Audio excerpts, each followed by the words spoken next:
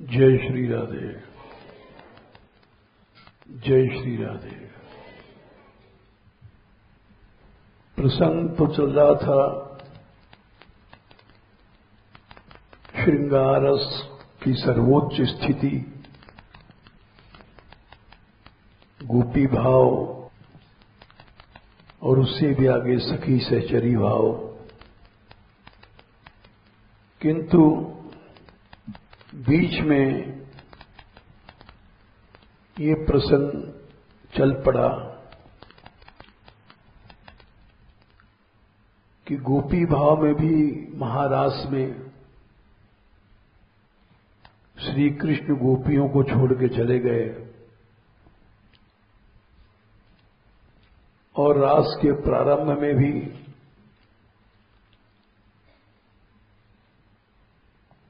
गोपियों को रोका गया, क्योंकि प्रतिबंधक तत्व उनमें था। भीतर का प्रतिबंधक तत्व ही बाधा बन करके आता है। परिवार की बाधा या अर्थ की बाधा, बीमारियों की बाधा, अनेक बाधाएं आती हैं। जबकि श्रीमद् भागवत का वचन है और उसमें भी भगवान का वचन है। तीसरे स्कंद में ये घोषणा की गई है कि छोटी मोटी बाधाएं तो क्या,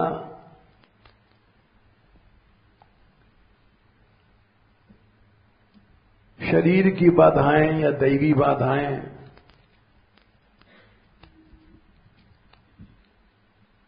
वो सब भक्ति के प्रताप से नष्ट हो जाती हैं। ये बात करदम जी ने कहा है। तीसरा स्कंद 22वां अध्याय 37वां श्लोक। मनु जी ने कहा है करदम जी से, शारीरा मानसा दिव्या वैयासे ये च मानुषा भौतिकाश्च कथम क्लेशा बाधन्ते हरिसंश्रयम्। शरीर के कष्ट हों, चाहे मन के, चाहे दैवी बाधाएं या मानुषा, मनुष्यों के द्वारा जो बाधाएं आती हैं, चोर शत्रु इत्यादि, भौतिकाश्च पंचभूतों की बाधाएं भगवान के आश्रम में नहीं आ सकती हैं।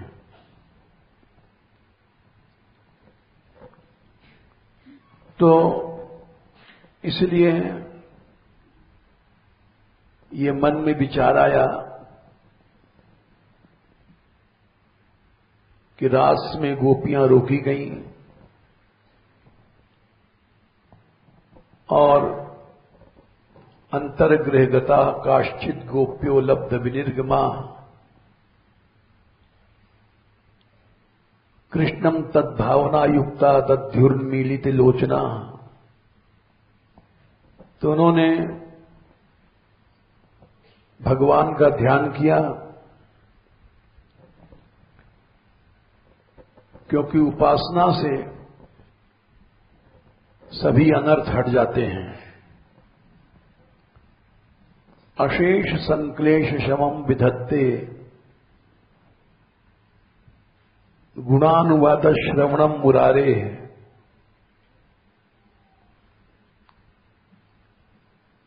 ये भी श्रीमद् भागवत का ही वाक्य है।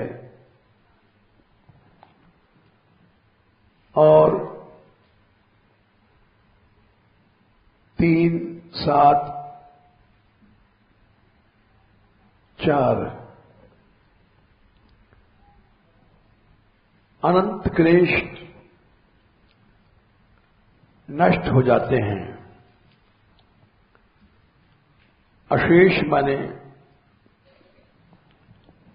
चाहे वो संचित की बाधाएं हैं, चाहे प्रारब्ध की बाधाएं हैं, चाहे क्रियमाण की बाधाएं हैं। बहुत से लोग समझते हैं कि प्रारब्ध नहीं कटता है। ये गलत बात है।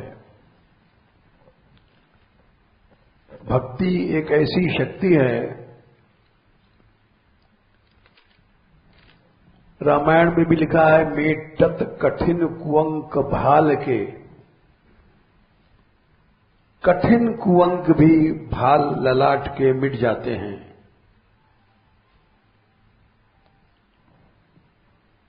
तो इसलिए भागवत में कहा गया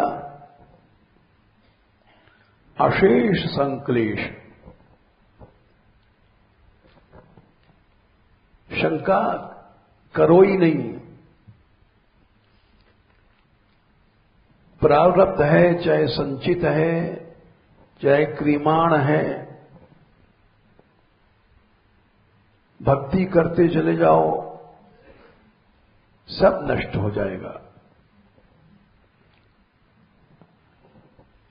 इसीलिए बाधाएं गोपियों के सामने आई और उपासना में बैठ गई, निराश नहीं भई। वो भीतर से उन्होंने वंशीनाद सुना था, कमरे कोठरियों के भीतर जो थी,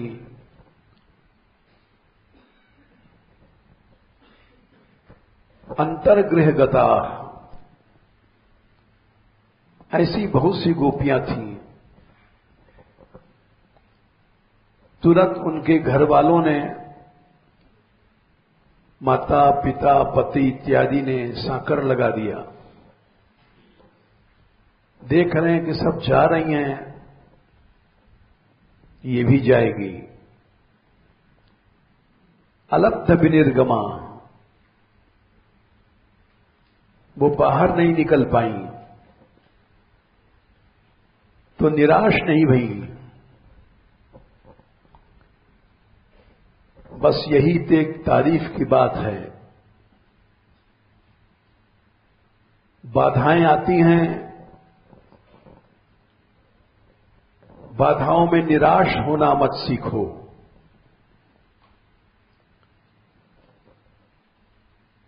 परसों पानी बरस रहा था, तो कुछ लोगों ने सोचा फोन कर दें कि अब कोई ना आवे यहां। हमने कहा नहीं, ये गलत है। बाधाओं से लड़ना सिखाना चाहिए। उसी का नाम उपासक है। और जो बाधाओं से हार जाता है वो उपासक नहीं है। रास के शुरू में ही बाधाएं आईं। उनके पतियों ने या माता पिताओं ने किवाड़ सांकर लगा दिया। अलब्ध विनिर्गमा, बोले बाहर ही नहीं निकलेगी तो कैसे जाएगी। लेकिन वो वीरांगनाएं थी, गोपियां थी, बोले सांकर लगा दो, ताले लगा दो। झाली रानी की जिसे कथा आती है, सारी सेना पहरा दे रही थी, फिर भी वो चली गई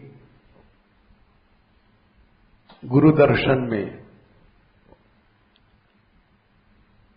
नंगी तलवारें, भाले, सारी सेनाएं खड़ी थी, लेकिन भक्ति के प्रताप से कोई देख नहीं पाया। इसलिए ऐसी ही भक्ति करनी चाहिए। गोपियों ने सोचा कि किवाड़ तो हम तोड़ नहीं सकती हैं, उपासना कर सकती हैं भगवान की। बैठ गई उसी कोठरी के भीतर। कृष्णम तद्भावना युक्ता, हृदय के भावनाओं के साथ। दध्युर्मीलित लोचना, आंख बंद कर लिया। अब इस संसार को नहीं देखना है। दध्यु मने ध्यान किया। प्रतिबंधक तत्व भीतर रहता है, बाहर तो उसकी क्रियाएं सामने आती हैं प्रतिबंध बन करके। दुसा प्रेष्ठ विरह तीव्र ताप दुता शुभा। पुण्य भी बाधक है, पाप भी बाधक है, शुभ कर्म भी बाधक है। शुभ कर्म बाधक कैसे? भोग बन के आएगा, ऐश्वर्य बन के आएगा। इसलिए भगवान ने गीता में कहा, शुभाशुभ परित्यागी। 12वें अध्याय में ये हम पहले पढ़ते थे तो हमारे मन में शंका रहती थी कि शुभ कर्म भी भगवान ने कहा छोड़ दो, अशुभ भी छोड़ दो। अशुभ तो समझ में आता था, लेकिन शुभ भी छोड़ दो ये नहीं समझ में आता था। 12/17 यो न हृष्यति न द्वेष्टि न शोचति न कांक्षति शुभाशुभ परित्यागी भक्तिमान या समय प्रिय।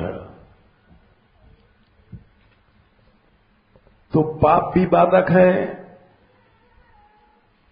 पुण्य भी बाधक है, सकाम कर्म बाधक हैं। धन की इच्छा से, सुख की इच्छा से कुछ भी करोगे वो बाधक है। तो ध्यान में जब उनको श्री कृष्ण आए तो सुख मिला। सुख मिलने से पुण्य चला जाता है। अब हो गई अशुभक्षयम। ध्रुव जी ने 36,000 वर्ष तक राज किया और कैसे किया? षट्त्रिंशत्वर्षसाहस्रम शशास क्षित मंडलम 4, 12, 13। उन्होंने सोचा कि शुभ अशुभ दोनों ही बाधक हैं, कि जब तक रहेंगे भगवान से दूर करते हैं। तो भोग भोगे, भोग माने केवल मैथुन नहीं है, सुविधाएं, लड्डू पेड़ा, शारीरिक सुविधाएं, ये भोग हैं। अभी यही प्रसंग रसीली ब्रज यात्रा में जोड़ा गया भी कि रजोगुण से रज ब्रज का रस नष्ट हो जाता है। उसमें प्रमाण दिए भागवत के और रसिकों के, रज राखे रज जाता है, रज राखे रज आए। और सुखदेव जी के श्लोक दिए। सुखदेव जी ने कहा, तुम छोटी छोटी चीजों में उलझे हुए हो। सत्याम क्षितौ किम कशिपो प्रयासई। अच्छे अच्छे पलंग बनाते हो सोने के लिए, इसमें तुम्हारा समय और शक्ति नष्ट होती है। सुविधावादी नहीं बनो। तो ध्रुव जी ने सुविधाओं का भोग किया, इससे पुण्य नष्ट हुआ। और अभोगई अशुभ क्षयम, और भोगों को त्याग किया, इससे पाप नष्ट हुआ। ये बड़ा कठिन होता है। सामने लड्डू का थाल है और उसको हम खामे नहीं बांटते, लेकिन अगर ऐसा करते हैं तो निश्चित पाप नष्ट होता है। इसलिए गोपियों के सामने दोनों बाधाएं थीं। ध्यान प्राप्ताच्युताश्लेष निर्वृत्या क्षीण मंगला। मंगल शुभ कर्म भी बाधक थे। और जो विरह का कष्ट हुआ, उससे सब अशुभ नष्ट हो गए। दुसह प्रेष्ठ विरह तीव्रता पथुता शुभा। ध्यान प्राप्ताच्युताश्लेष निर्वृत्या क्षीण मंगला। अशुभ भी नष्ट हुए, अशुभ भी नष्ट हुए। इसलिए जब मनुष्य सकाम भक्ति करता है तो वो भक्ति बाधक बन जाती है। इच्छाएं ही बाधक हैं। इसलिए गोपियों को दोनों नष्ट करना पड़ा और शरीर छोड़ दिया। तमेव परमात्मानं जार बुद्ध्यापि संगतः जहुर्गुणमयं देहं सत्यः प्रक्षीण बंधना। 10-29-12 सब बंधन नष्ट हो गए। उसके बाद रास मिला है, उसके पहले नहीं मिला है।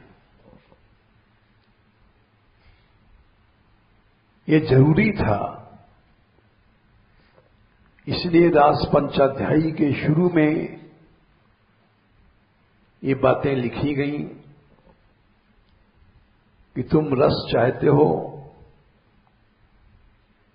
उसके लिए तुमको सब छोड़ना पड़ेगा। संसार की जितनी इच्छाएं छोड़ने के बाद फिर तुम रास के अधिकारी बनोगे। ये पहली शिक्षा मिलती है रास पंचाध्यायी से। ये केवल नाच गाना नहीं है,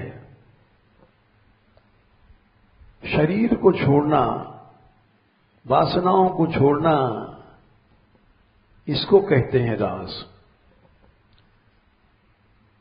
हम जैसे मूर्ख आदमी केवल नाच गाना ही समझते हैं रास है।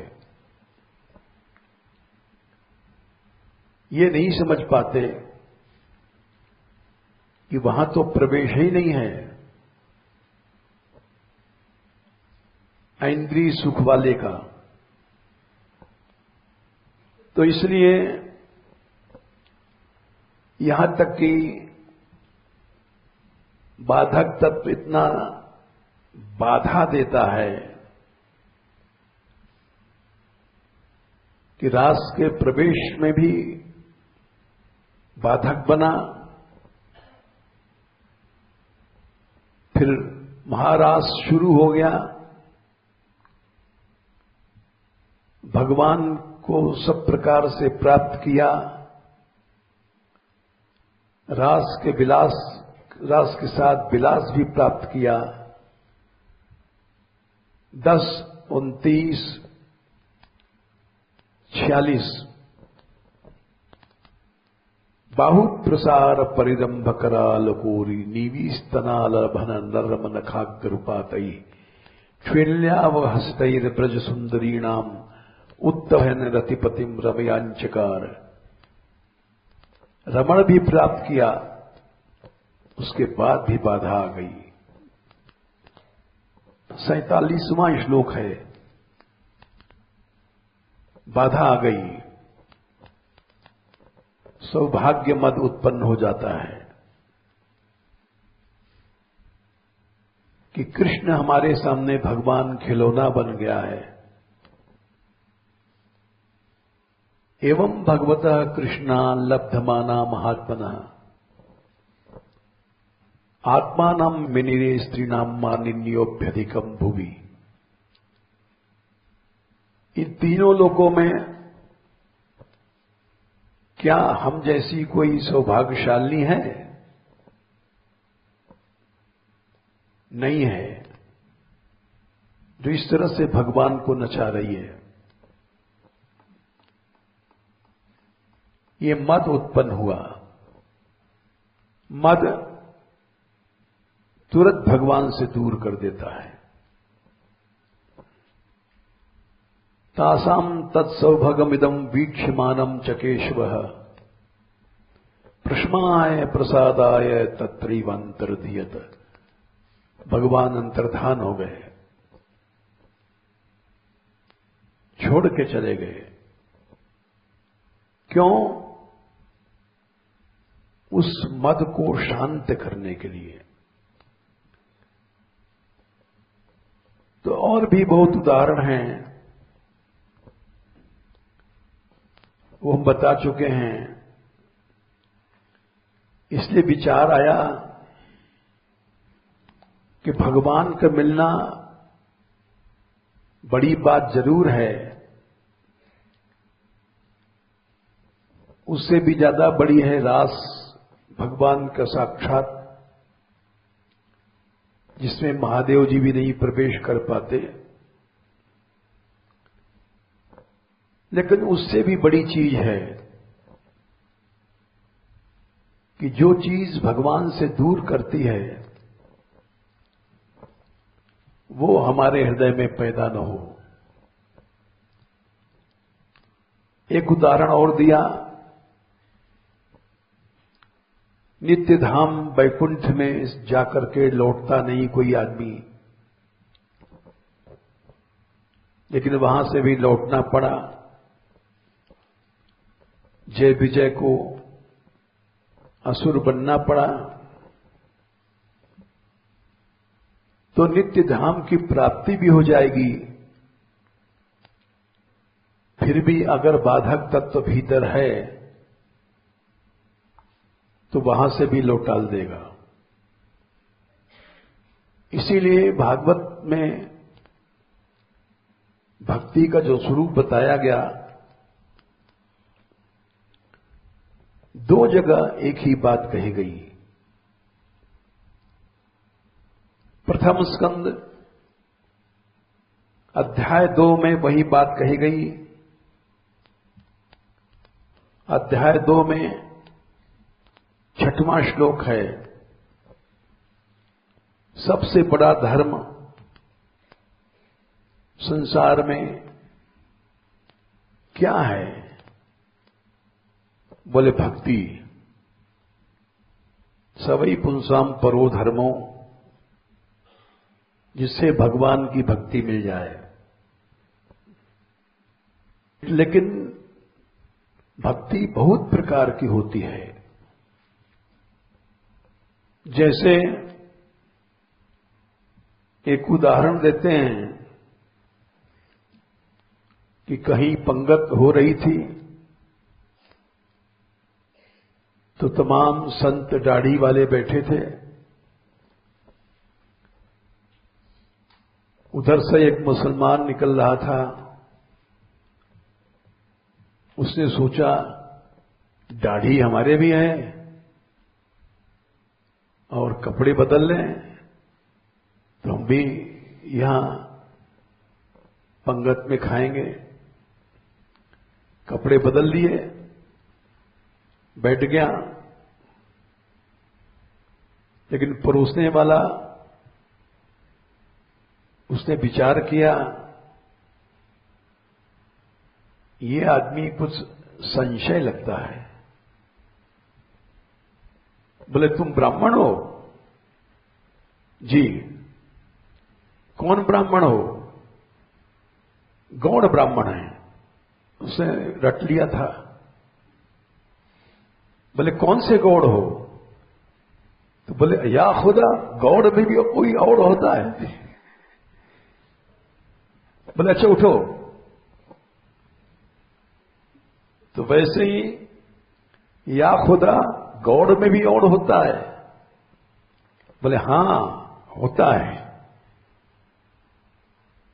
भक्ति राजस, तामस, सात्विक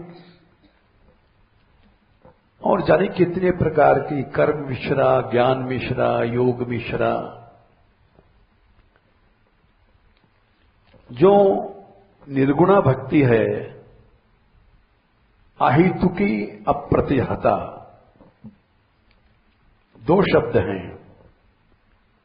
किसी कारण से भक्ति न की जाए। इच्छा, हेतु और अप्रतिहत, रुकती नहीं हो कभी। यही शब्द फिर दोबारा कहा गया है तीसरे स्कंद में 29वें अध्याय में। लक्षणम भक्ति योगस्य निर्गुणस्य उदाहृतम अहितुक्यव्यवेता या भक्ति पुरुषोत्तमे। बोले दो बार क्यों कहा गया? दो बार इसलिए कहा गया कि जो यहां शुरू में कही गई उसमें ययात्मा संप्रसीदति शब्द जोड़ दिया है। इससे तुम्हारा मन ऐसा सुंदर हो जाएगा कि कभी तुमको लौटना नहीं पड़ेगा। संप्रसीदति शब्द जोड़ दिया है। और फिर सिद्धा भक्ति में या भक्ति पुरुषोत्तमे, शुद्ध भक्ति जो कभी रुकेगी नहीं। लक्षण भक्ति योगस्य निर्गुणस्य, दोनों में यह फर्क है। इन साधन के समय भी शुरू से ही कारण देके भक्ति मत करो। मान, सम्मान, सुख, बहुत से लोग भागवत पढ़ते हैं व्यास बनने के लिए। गलत लक्ष्य है। हम व्यास बन करके सम्मान प्राप्त करेंगे, ये साहित्यिक भक्ति है। आज नहीं कल गिरेगी, ये लक्ष्य गलत है।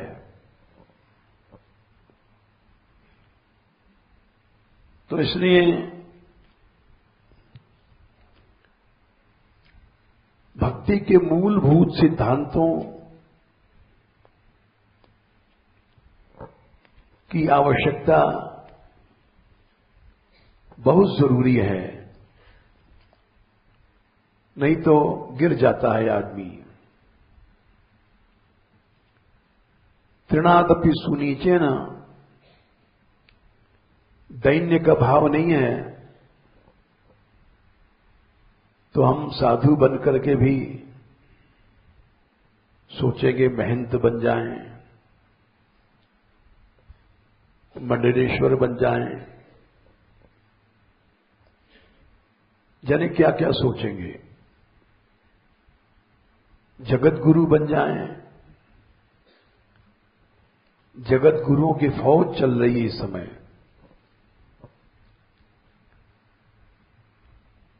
जरा सा किसी एक संप्रदाय में कोई शाखा है,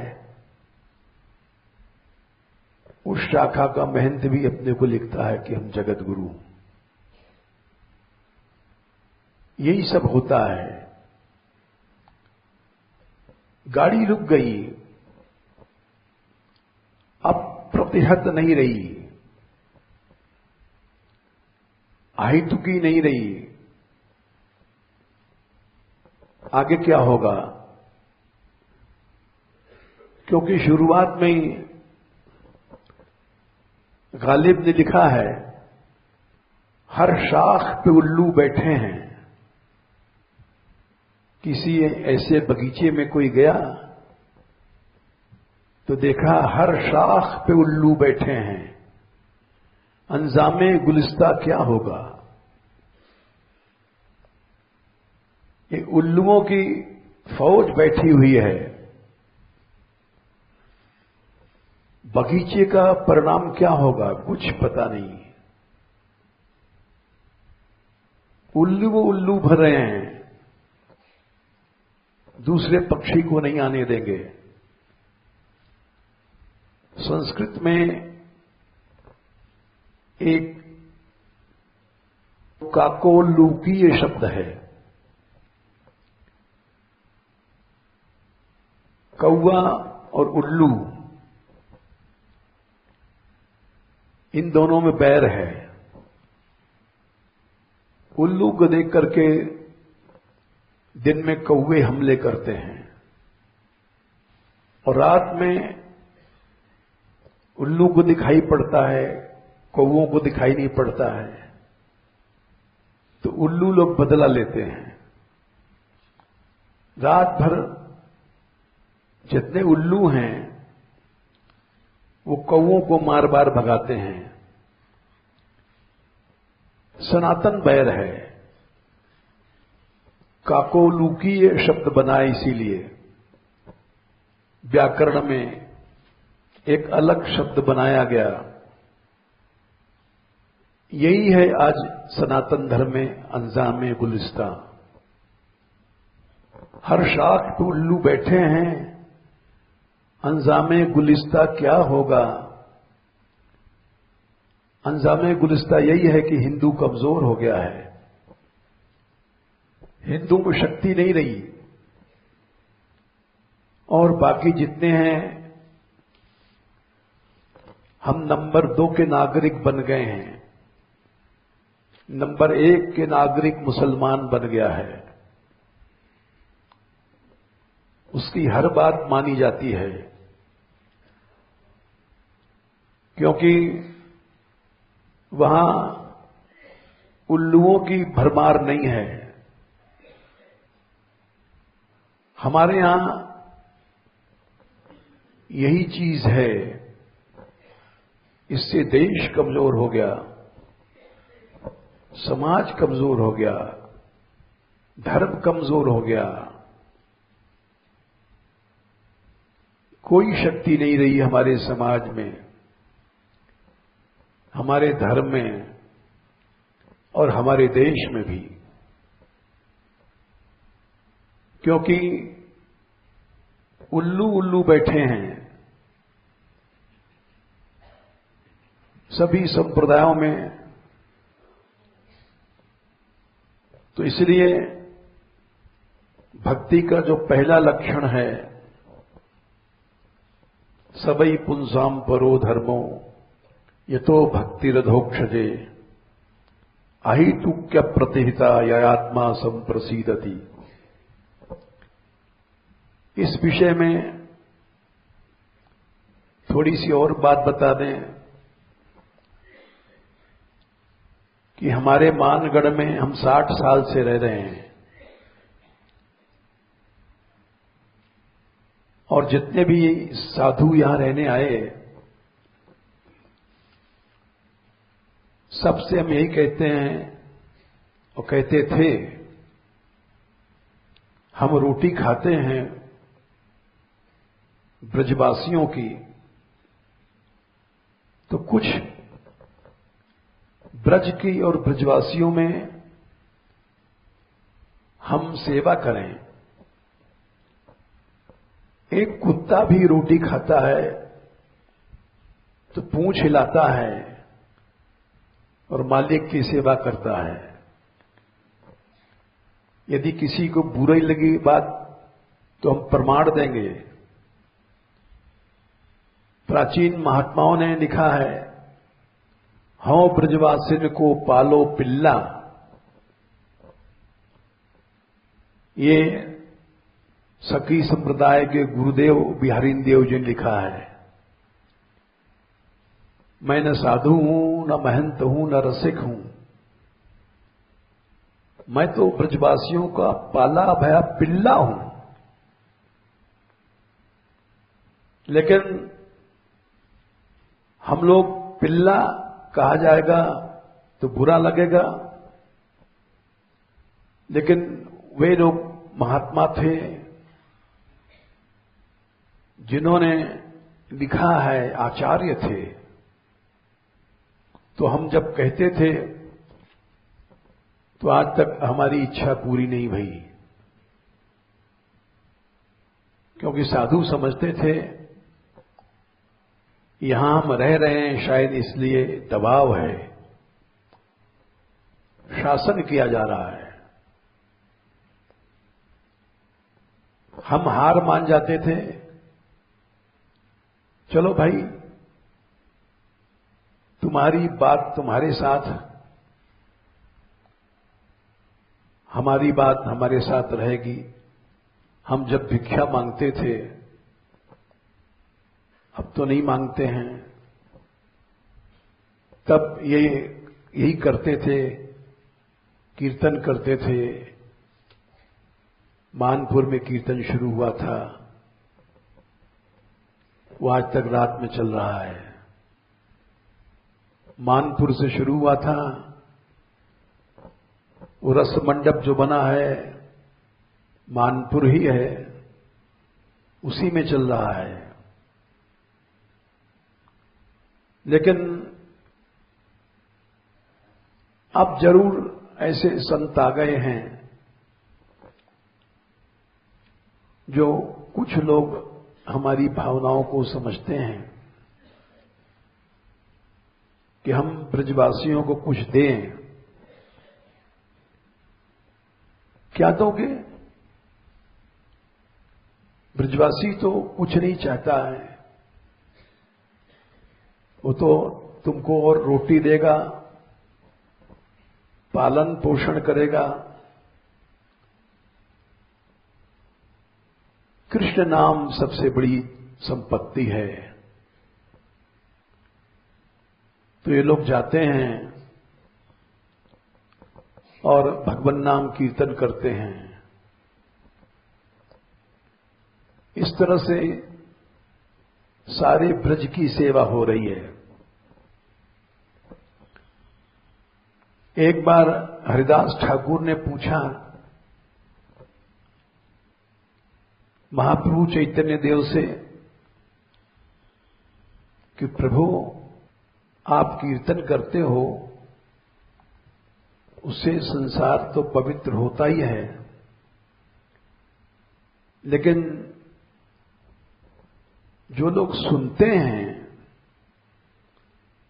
वही तो पवित्र होंगे। जिनके कान नहीं हैं वे कैसे होंगे? यानी चर अचर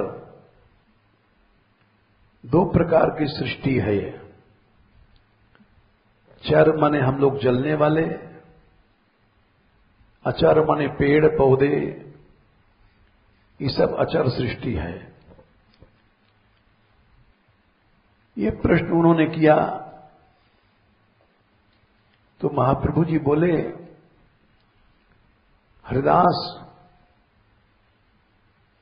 तुम्हारा प्रश्न ठीक है। इन पेड़ों से जो आवाज टकराती है भगवान नाम की, उसी से इनका कल्याण हो जाएगा। चर अचर दोनों ही भगवान नाम ध्वनि से, यही बात भागवत में भी लिखी है। 3 स्कंद में 33वें अध्याय में 6वें श्लोक में माता देवहूति ने कहा, यन्नामधेय श्रवणानुकीर्तनात् यत् प्रवणात् यत् स्मरणादपि क्वचित। ऐसी महिमा है नाम की कि भाई हम जैसे मूर्ख व्यक्ति समझ नहीं सकते। नाम श्रवण कर लो अथवा कीर्तन करो अथवा भगवान को प्रणाम करो या स्मरण कर लो, इतने से ही श्वात मन चांडाल भी यज्ञ के अधिकारी हो जाता है। यानी उसके सब अशुभ कर्म समाप्त हो जाते हैं। ऐसा विश्वास नहीं है। हम कहते थे, बहुत जोर दे के कहते थे, लेकिन हमारे पास रहने वाले लोगों में विश्वास नहीं था। वो सोचते थे कि शासन किया जा रहा है। श्लोक भी कहते थे, आज भी कह रहे हैं, लेकिन ऐसा विश्वास हो जाना एक अलग चीज है। ऐसा विश्वास नहीं होता है लोगों को। इसलिए ये बात भागवत में कई जगह कही गई। 34वें अध्याय में 10वें स्कंद में, यन्नाम गृह्णन् अखिलान् श्रोत्रीन् आत्मानमेव च, 34 का 17 है। जो भगवान नाम जोर जोर से लेता है, अखिलान श्रोत्रीन, जो सुनने वाले हैं, और आत्मानम अपना भी कल्याण करता है। इसलिए फेरियां चलाई गई और ये कहना पड़ता है कि लड़कियों ने इस बात को माना और फिर ये जो शुरू भई, उसके बाद फिर कुछ पुरुषों ने भी मान लिया, लेकिन इनका स्थान प्रथम है। इसमें हम पक्षपात नहीं कर रहे हैं, क्योंकि गो सेवा में भी कुछ लड़कियां अब तक जा रही हैं बराबर। गो सेवा साक्षात भगवान की सेवा है।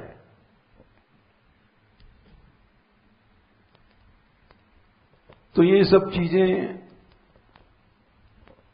प्रतिबंधक तत्व हट जाएं, इसलिए अहितु की अप्रतिहता भक्ति भागवत में कही गई, और वो रुकती नहीं है। प्रतिबंधक तत्व तुमको जरूर रोक देगा, चाहे तुम रास में पहुंच जाओ, भगवान से मिल लो,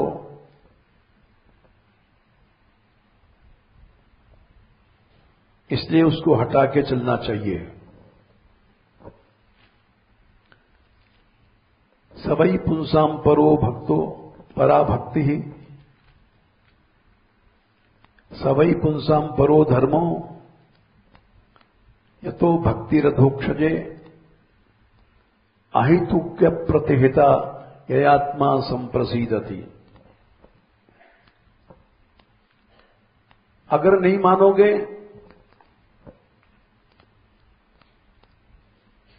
तो ब्रह्मानंद मिलने के बाद भी तुम गिर जाओगे।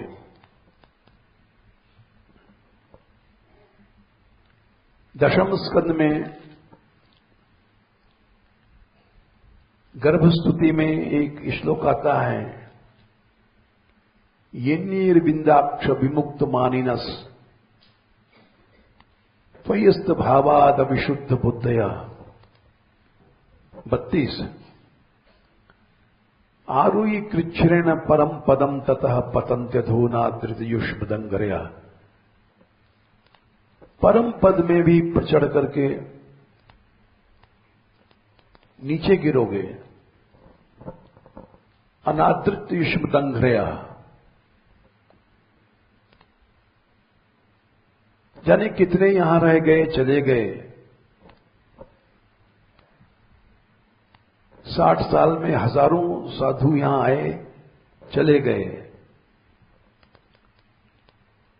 सैकड़ों लड़कियां आई, चली गईं, जो मनमाना करती थी, और सैकड़ों लोग चले गए, साधु भी चले गए, जिनका भाव नहीं था वो बिल्कुल चले गए, ब्रज से भी चले गए। बरसाना गहबरबन तो छोटी चीज है, और ब्रज क्या, ब्रज की उपासना भी छूट गई।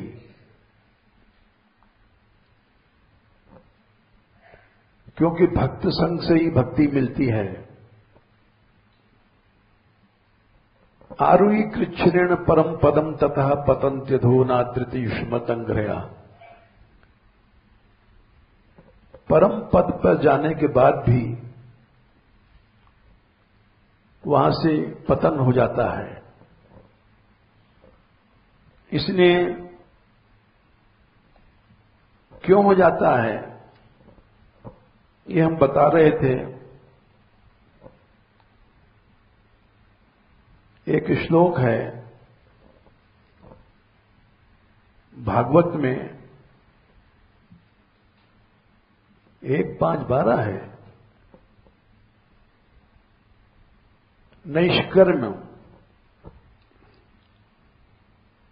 ज्ञान की सर्वोच्च स्थिति होती है। वहां भी पहुंच करके निरंजन ज्ञान मिल जाए,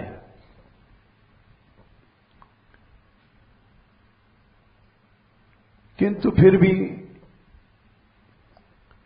शोभा नहीं होती है। फिर निष्काम कर्म इसकी क्या चलाई। निष्कर्म है क्या? निष्कर्म कहते हैं ब्रह्म को। निष्कर्म ब्रह्म तदेकाकारत्वात्, ब्रह्म से जब एकाकार हो जाता है तो निष्कर्मता रूप भाव में शय प्रत्यय हुआ, निष्कर्म शब्द बनता है। लेकिन निष्कर्म बन तो गया, निरंजन एक अवस्था होती है। वो क्या है? अच्यते अनेन, जो लिपट जाता है उसको अंजन कहते हैं। यानी उपाधि को अंजन कहते हैं। समस्त उपाधियों को हटा देता है, वो है निरंजन ज्ञान। अब ये उपाधि क्या है? ये उपाधि इस प्रकार से समझो कि जीव के ऊपर आवरण है। ये समझना कठिन है।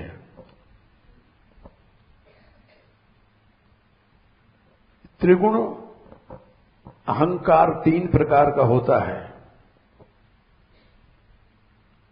तामस अहंकार से 5 तन्मात्राएं होती हैं, शब्द स्पर्श रूप रसगंध, और इनके स्थूल रूप हैं आकाश वायु तेज जल पृथ्वी।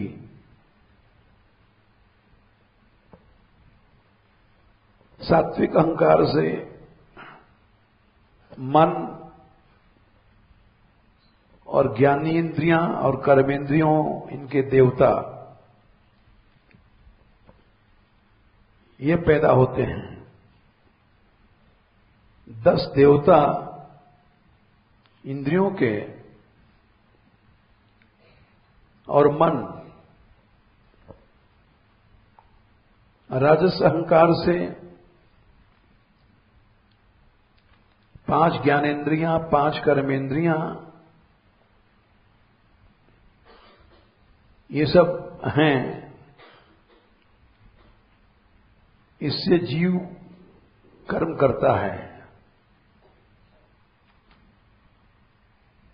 और सब मिलकर के ज्योतिर्मय अंड की उत्पत्ति होती है। और फिर वो अंड शुरू में तरल रहता है। तरल माने जैसे पानी, फिर कठिनता को प्राप्त होता है। परिघूर्णावश घूमता रहता है। प्रत्येक अंड में ईश्वरीय शक्ति काम करती रहती है।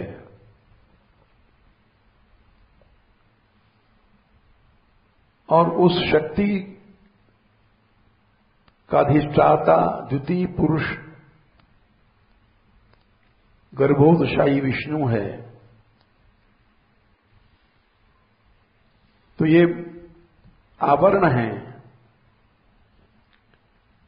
जैसे स्थूल शरीर है,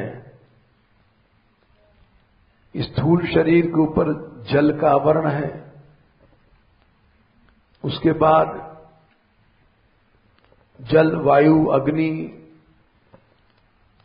इन सब के आवरण हैं। 7 आवरण हैं। जल, तेज, वायु, आकाश, 4 तो ये है, और अहंकार, ये 5वां आवरण है। उसके बाद भी 2 आवरण बच जाते हैं। महत्तत्व प्रकृति, 5 तो 7 आवरण हो गए।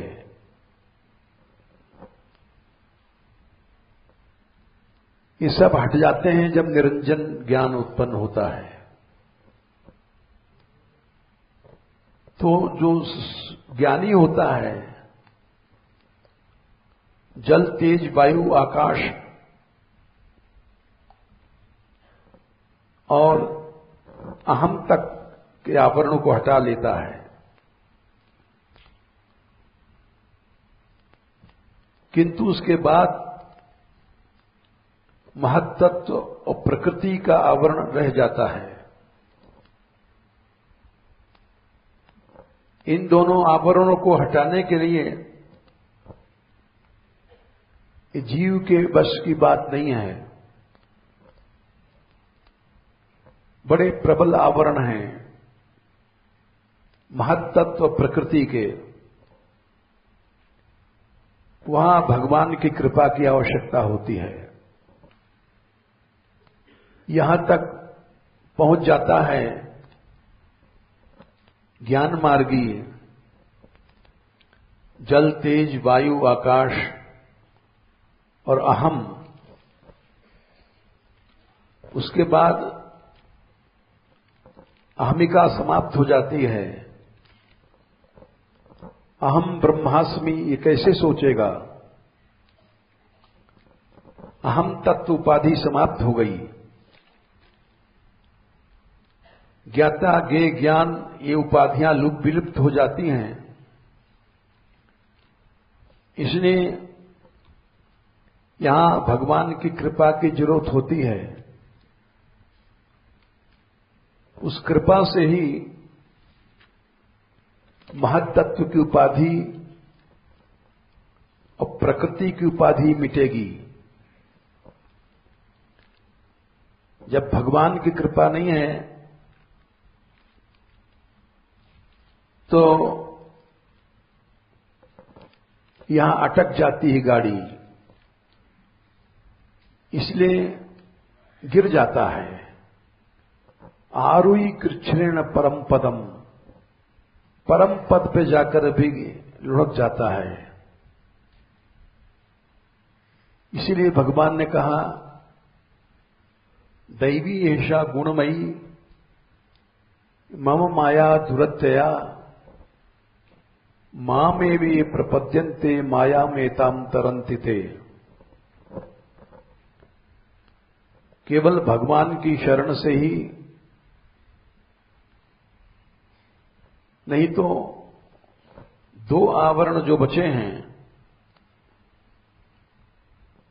महत्तत्व का आवरण और प्रकृति का आवरण,